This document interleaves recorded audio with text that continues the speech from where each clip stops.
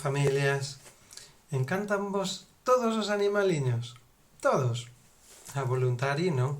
Hoxe imos falar dos carrachos. Que necesitas saber dos carrachos para non ter problemas? Ese é o tema de hoxe en Veterinario de Familia, na canle daqueles que sentimos que os nosos animaliños son tan importantes que forman parte das nosas familias, na canle de Guillermo Campos.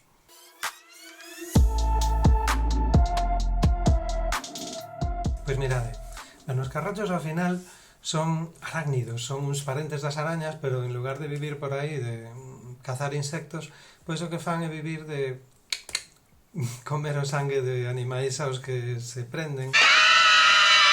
Isto é un problema relativo, quero dicir que pode ser, se un canciño, un gatiño, ten unha marea de carrachos, pois pode ser unha condición debilitante, poden chupar de tanto sangue que lle fan unha anemia.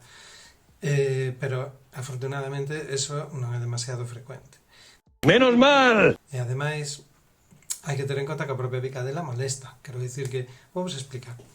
Mira, vouche contar algo. Cando un carracho pica, chan chan, ten unha boca en forma de parafuso, como un tirarrollas, que pousa a boca e vai xirando e se vai atornillando. Por eso, cando queremos tirar dun carracho, está tan duro. E, de feito, se tiramos moito, unha de dúas. Ou rompe a piel do animal e lle facemos daño e doi, ou rompe a boca do carracho, co cal lle queda dentro da piel e poden quistarse aí e facer unha inflamación fea. Mal. O que non fai é quedarse o carracho inteiro dentro da piel. Eso non. Que a veces hai xente que ten non sei, un concepto erróneo en isto. Que temos que facer neste caso? Pois, o ideal, aínda que se pode facer isto de botar aceite para que o carracho morra, despois é máis fácil de desprender, o ideal é utilizar un tipo de pinzas que hai que enganchan o carracho pola boca, das volta a pinza en dirección contraria ás agullas do reloj e quítalo, sin máis. Con eso non lle faz daño, pero sobre todo non lle faz daño a piel do canciño ou gatiño ou a víctima. Perfecto. Porque isto pode chegar, sabías que nos poden picar a xente? Anda, non me fastidie. Pois en serio, a mí non me pasou, pero conoza que en sí. Bueno, o gran problema, que é o máis importante que vos teño de contar neste vídeo, o gran problema dos carrachos é que contaxian moitas enfermedades. A súa picadela pode transmitir babesias, anaplasmas, erliquias, borrelias, bueno, etc. É que é unha lista demasiado longa. E hai que ter en conta de que varias destas enfermedades, ademais tamén nos las poden contaxiar as persoas. E algunhas delas son difíciles de tratar, ou se fixeron resistentes aos tratamentos convencionais ou directamente son bichos que son malos de tratar. Ui. Corremos o risco de toparnos casos intratables. E tamén corremos o risco de que, aínda que o caso sexa tratable, poidas eliminar o protozoo, a reacción que fai o sistema inmunitario do animal pode facer un tipo de anticorpos que lle fan daño horribles e podes ter despois unha insuficiencia renal que pode ser tamén fastidiada por culpa de ter tido previamente unha enfermedade por protozoos. Así que os carrachos, aunque tamén son criaturas de Deus, Amén. a súa maneira tamén teñen dereito a existir, pero témolos que ter a raya. Os carrachos suben a comer, quero dicir que a larva sube, come, despréndese, transfórmase, pasa de larva a ninfa, volve a subirse, come, volve a transformarse en adulto e aí definitivamente pois se reproduce e tal, pero suben e baixan varias veces.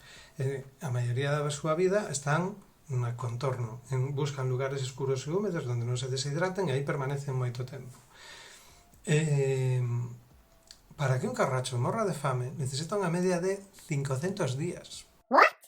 Así que, cando vemos que que os animaliños que temos nunha zona teñen, 20 carrachos, dar por feito de que por aí hai centos ou miles. Así que, unha das medidas que podemos tomar é facer un entorno que non sexa propicio, que non teña esos lugares oscuros e húmedos que por decirlo así, os conservan, ou as raíces de plantas, pois, por exemplo, como os fentos, que fan que poidan baixar ata unha profundidade suficiente onde non se deshidraten. Pero, de todas as maneiras, a medida que imos ter que tomar habitualmente é utilizar antiparasitarios. Sabedes que hai varios tipos. Hai pipetas, hai colares, hai pastillas. Dentro desto, o que menos importa é En realidade hai moitos produtos eficaces, pero o que máis nos importa é que non lle poidan contaxiar enfermedades. Entón, nesto, as pastillas, o tipo máis moderno delas, a familia que se chaman, a familia de medicamentos que se chaman isosazolinas. Isosazolinas. Ah, vale. As pastillas son o máis eficaz, porque a pastilla tan pronto o carracho pica e se intenta alimentar, a pastilla xa o mata. É unha familia de medicamentos nova que é moi eficaz, non ten resistencias e ademais o seu funcionamento basase en actuar contra un neurotransmisor, unha molécula do sistema nervioso que os artrópodos teñen, pero os mamíferos non, co cal hasta onde se sabe é inocua tanto para eles como para nós. Por iso, se temos conciencia de que teña habido cans, imos centrarnos nos cans que son os que teñen realmente máis risco, con algunha enfermedade deste tipo pola zona, a recomendación é usar pastillas. Aínda que os outros produtos poidan ser eficaces e maten os carrachos, trátase de que non chegue a haber contagio, de maneira que o produto de elección son as pastillas. É certo que as pipetas escolares permiten ao mesmo tempo manexar o risco de carrachos e de pulgas e o do mosquito que contaxe a leishmania. Bueno, non todos os colares e pipetas, pero sí. Co cal, pois, é un produto máis polivalente. Pero esta primavera está habendo unha cantidade excepcional de carrachos e estamos preocupados con que poida haber repuntes das enfermedades que contaxean os carrachos. Se as condicións son de baixo risco, podemos utilizar outros produtos. Únicamente non recomendaría utilizar algo contra os carrachos a animais que estén nunha zona pechada onde non entren outros animais e onde teñamos a referencia histórica de que durante anos non houbo nada. Pero recordar que o potencial que teñen de propagarse está un pouco fora da nosa escala. Todos temos visto que hai algúns carrachos que se hinchan como unha pelota, que se fan así como unha boliña do tamaño dunha uña, e eso son as femias cheas de ovos. Cando poñen ovos, poñen unha media de 2000. De maneira que como se escape unha e desove nunha zona, despois temos unha plaga, temos milleiros de carrachos aí. Esto es fortísimo, tío. Tomalo en serio, porque temos moito que ganar facendo a prevención. Recordar que prevención é actuar antes de que chegue o perigo, non esperar a que aparezan os carrachos para medicar contra os carrachos, senón que actuar con produtos eficaces a tempo, antes de que levemos disgustos.